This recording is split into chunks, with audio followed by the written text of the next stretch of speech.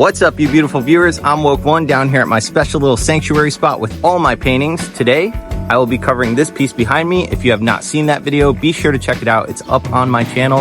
And even though it says ice cold, that is the complete opposite of today. It is going to be in the 90s. And if you're from New England, that means we are about to get hot, sticky, and sweaty. I'm gonna show you a couple of the other pieces I got down here real quick. If you haven't seen this video, I posted this one not too long ago. This is a creature that was actually requested and thought up by one of my viewers. So one of you guys actually thought of this weird character and I spray painted it. So check that video out. I'm gonna show you some other stuff down here. This is actually done by my buddy Mike, Love One. Be sure to check him out. It is not finished, but he will be down here today to finish it. So we'll check back in on this piece to see what he does. Now, this piece up here, I posted a short on it. I do not have a long format video on it. But I was so stoked to just come down here and do some graffiti. I had no game plan. I didn't know what I was gonna do. I did not want to do a character. I just wanted to focus on letters and having fun, getting weird with some of the pattern. So if you guys haven't seen that one, be sure to check that one out as well. And now, without further ado, let me show you today's sketch. I sketched it up last night. All right, so here's my sketchbook. Eventually, I will give you guys a complete tour of this sketchbook, but last night, this is what I drew up. I drew Catwoman and Harley Quinn. And I did a poll on Instagram. It was a very close poll. Last time I checked in, Harley Quinn was ahead just a little bit. I was just curious to see what you guys thought, which character kind of drew you in more. I think I'm going with Catwoman, even despite the popular vote for Harley Quinn, only because I have a lighter tone for the background, and Catwoman has the dark black leather. And I think it would pop more on the mid-tone, which means I will be doing Harley Quinn at a later date with a dark background since she has mostly light features. So let's get Catwoman up on the wall.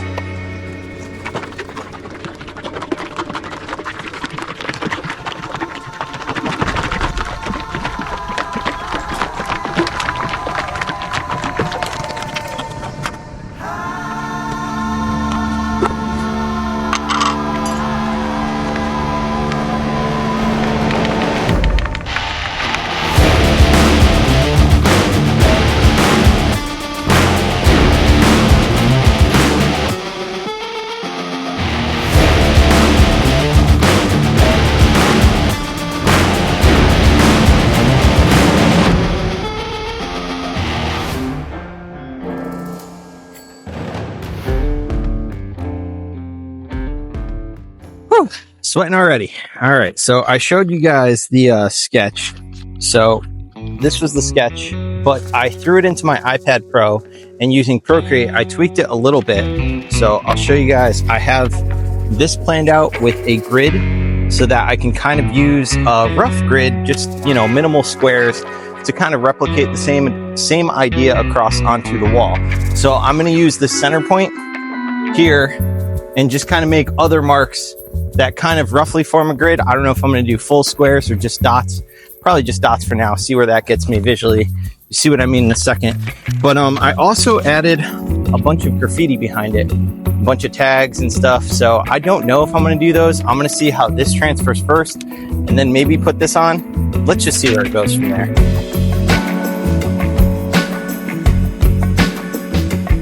All right, let's get into this. So I hope that made sense what I was telling you guys about putting dots on the wall.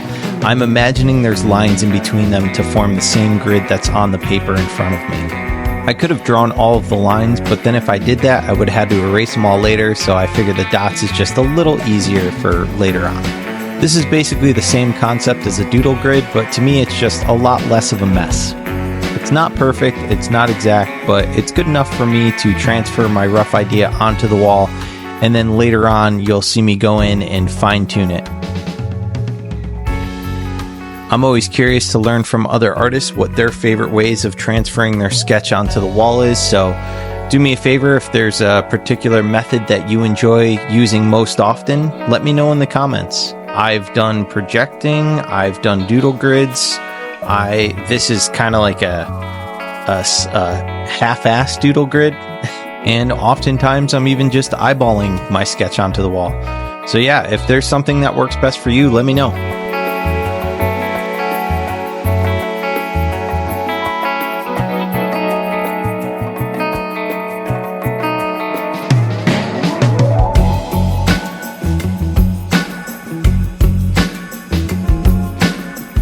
One thing I will say is it definitely helps to constantly take a couple steps back and look at the piece from afar, just so you can really evaluate and take it all in. It's kind of hard to see the overall image when you're so close up to the wall.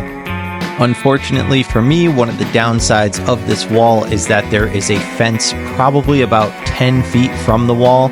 So I have all of my paint and everything behind me. I can probably take maybe like 4 steps back to look at it. So it is kind of hard to see the overall image, and that's why I'm kind of stepping back to the side every now and then. Well, that, and I also don't want to knock over the camera that I put directly behind me so that you guys can get a good view. I hope you guys enjoy the double view here of the zoomed out angle and the close-up angle. I tried my best to just kind of get you guys right in there to show you exactly what I'm doing on this video.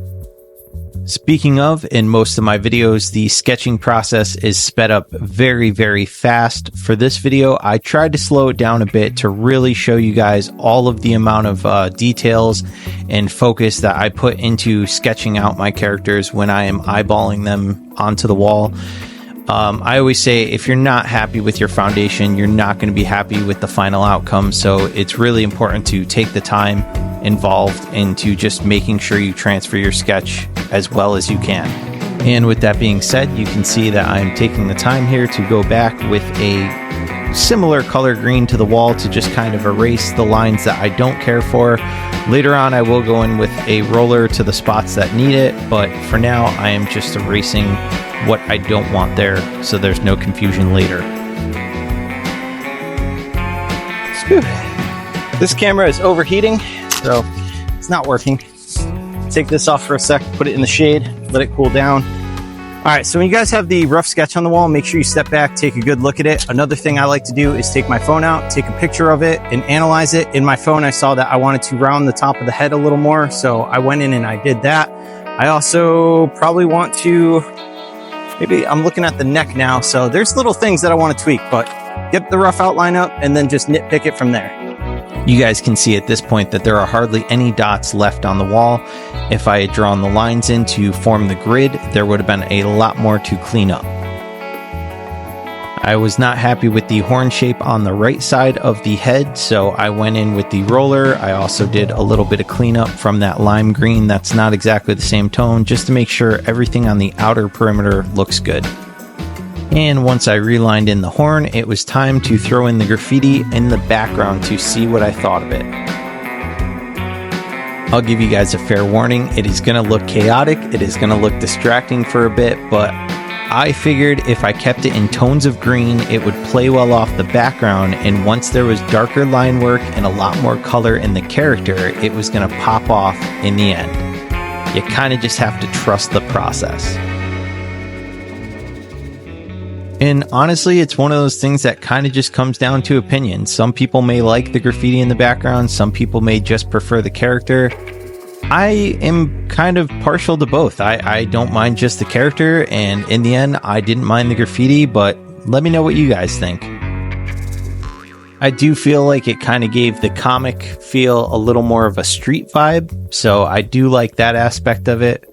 Growing up, I did always want to be a comic artist, but I also fell into graffiti, so I kind of like mixing the two. This character was just a freestyle sketch that I decided to do. I took features from the old Catwoman, features from the new Catwoman, and just kind of put my own flair on it and just wanted to make it mine. Whew, just checking in. It's getting hot. I think I'm getting a little red. Got to reapply some sunscreen, but my cameras are overheating, so they're in the cooler. I'm using my phone right now. And yeah, I'm just sweating through this, man. This is it's hot. I'm trying to think straight. But besides melting, I like how this is going, and I'm just gonna keep plugging along. Once the cameras cool off a bit, I'll record more of the background, and once the background's done, I can finally get into the character. Okay, sorry about the cameras not working well, but I got all the background done. Cameras are ready to go, and we are ready to get into the character. Cameras and character, all good.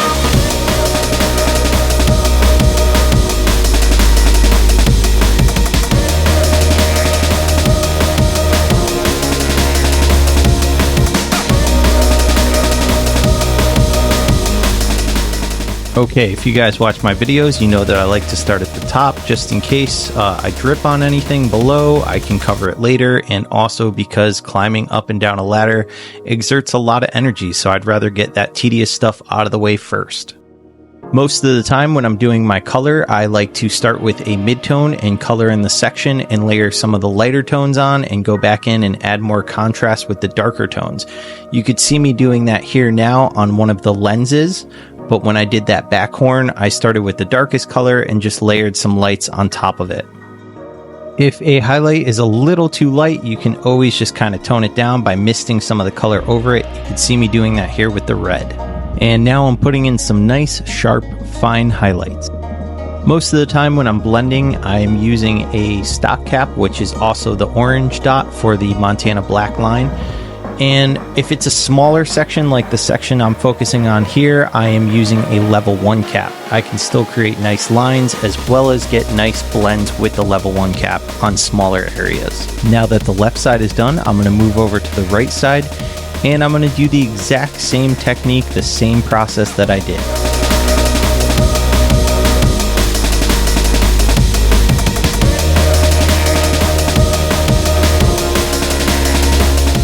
Now for the stitch work, I went in with my stencil cap to create some nice fine lines. Here you can see I am adding some highlights to create a curve on the goggles. And this way it doesn't read so flat, it just looks like there is an actual curve just by adding a highlight. And to do this, you want to make sure that you know where your light source is coming from. So for this specific character, the light source is coming from the upper left corner, shining down. Since the majority of this character was just created from my head, just from what I remember of Catwoman and things that I wanted to add, I had to make up my own light source. I had to create my own shadows and figure out where things were to be placed correctly or to at least look correctly. If this is something that you guys struggle with, this is something I had a lot of trouble with when I started drawing early on. And I have created a lot of tips and tricks to help myself over the years.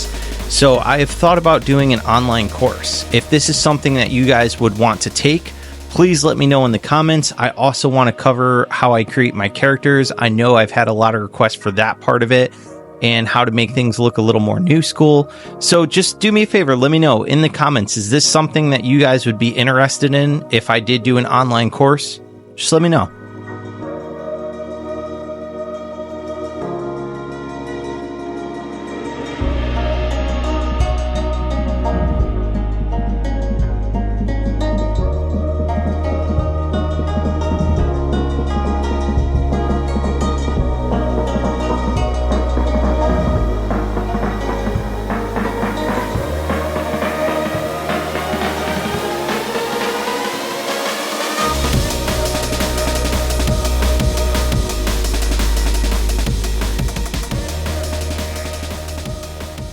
Okay, I'm moving along. I'm exhausted. It is so hot out here. I'm sorry the cameras aren't working very well, so I did not record all of this section, but it's the same thing that I did up top. I'm about to get into the hair and the skin tones. I would list the colors. I know you guys always ask me to list the colors. I'm going to ask you guys, if you're still following along, to put in the comments at Montana, sponsor Woke, and we'll see if they sponsor me. And then I will list all the colors for you guys. Not every time though.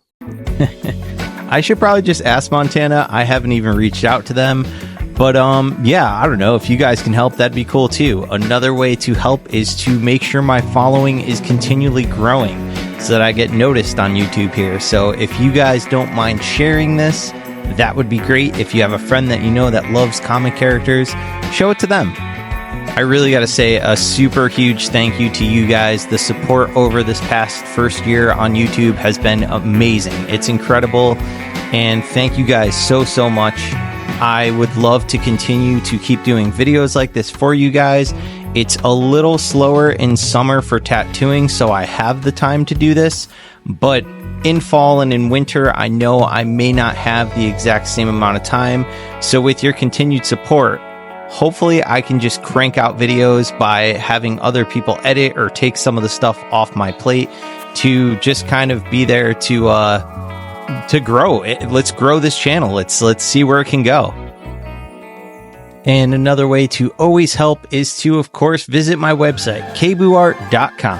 I've got plenty of merch here. I've got pins, I've got stickers, there's phone cases, multiple sticker packs, by the way. I've got new t-shirts in, I've got some hoodies left, I have some prints, I have original artwork available. So yeah, maybe just scroll through, maybe you'll find something. If not, no worries, I appreciate it. And now I'll get you back into the painting process.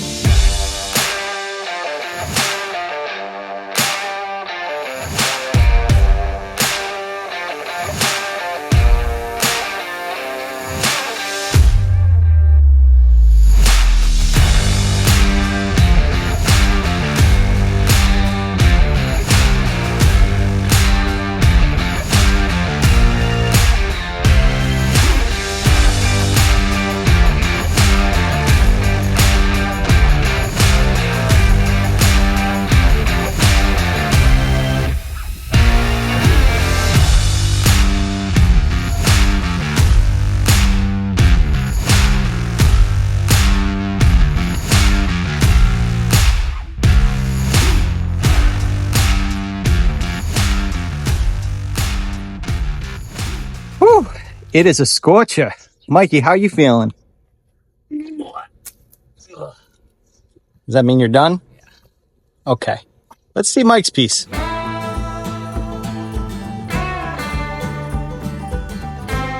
There it is. Love one. Get some of the glare out. There we go. Love one. Good job, Mikey. And now you're leaving me. All right, let's get back to painting. Mike finally left. He realized 3 is a crowd, and I was just down to me and Catwoman now. In all seriousness, though, be sure to check Mike's work out on Instagram at Blaze26. Mike and I have known each other since 2006 when we started painting together, and then eventually both started tattooing and opened our tattoo studio, Cardinal Tattoo, back in 2014. After hanging out with someone for almost 2 decades, you can imagine there are a lot of crazy stories that form over the years, and eventually I'd like to have the crew maybe come over and do some like interview style, just telling stories throughout the years of graffiti, even the times that me and Mike lived together, and tell you guys about the crazy pool party that we threw in our kitchen for our 30th birthdays. But those stories are for another time. Let's get back into Catwoman. You can see after doing all of the shading on the face, I am now finally ready to add some line work and just kind of define everything. As always, I am using my level 1 cap because to me it is one of my favorite caps ever. I'm pulling out my reference here because I want to make sure that I'm defining everything just the way that I originally drew it. Some of the overspray tends to eliminate some of the original lines that I put down on the wall, so I am referencing back to my drawing.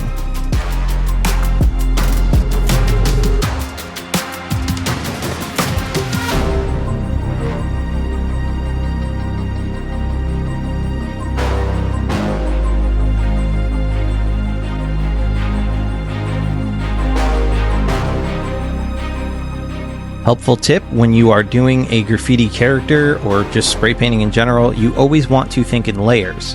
So the way that I approach this piece, you can see I'm doing the mask now after having laid down the face. So having the face laid in as a foundation to layer the mask on top of is much easier than trying to go back and create those smooth blends on the face after putting the mask, because if I did it afterwards, there would be a lot of overspray from the face onto the mask. So it's definitely important to think in layers.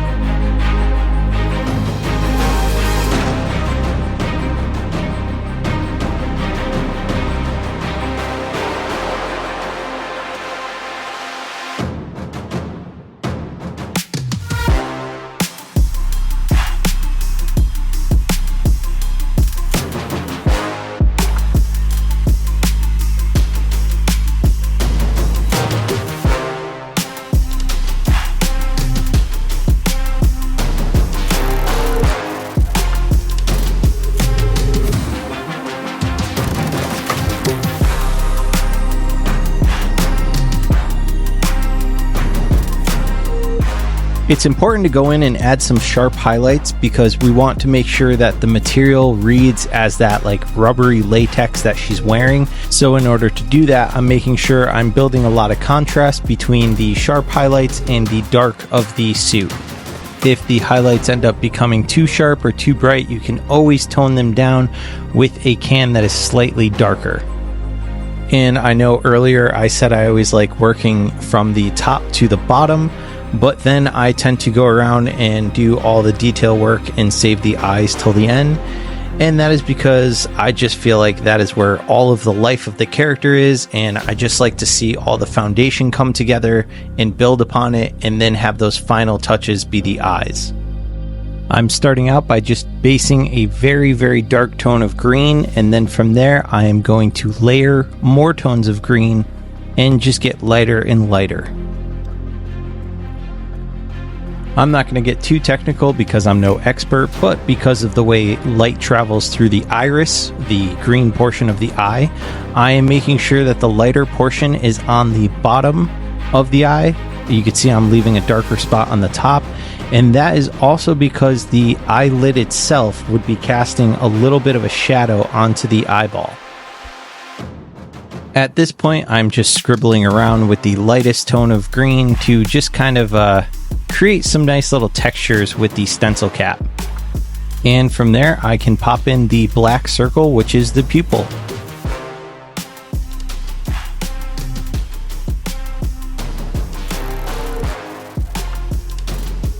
And I apologize here for the strap of my mask, my respirator getting in the way of the picture.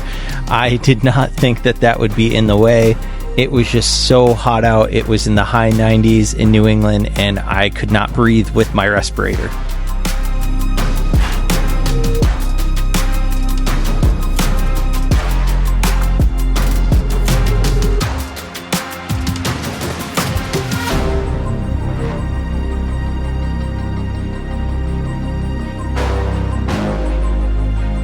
Getting very close to the end here, just doing some final details, throwing in some highlights here and there just to make everything pop.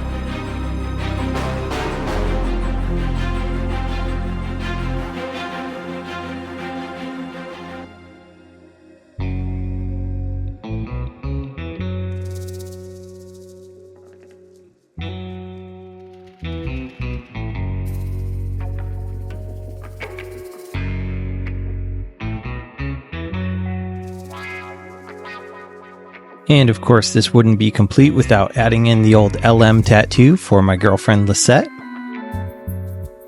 I probably could have gotten away with using the level 1 cap for this, but I feel like it's just so much cleaner when I use the stencil cap to make the lettering. And to make sure it looks a little more like a tattoo and has a little more transparency to the skin, since tattoo ink is under the skin, I decide to tone it down a little bit with the color that I used for the face. So close to done down here. I just have to put a couple highlight shines in the eyes, make them look nice and glossy. But if you want to see that part, unfortunately, you're going to have to join my Patreon. That is woke.one. You can find me there. Be sure to check it out. I have multiple tiers available to join. You guys can even follow along for free and just stay in the loop on the newest videos that are coming out and all the merch drops. For $2, I'll put your name in the video. For $5, I will keep you up to date on some extra behind the scenes stuff like sketches or whatever I've got going on. And as I said earlier in the video, I would have to do Harley Quinn for you guys. Well, spoiler alert, I've actually already painted it, and the people in the $5 tier have had access to it. Speaking of Patreon, let's thank those members now. Thanks, guys.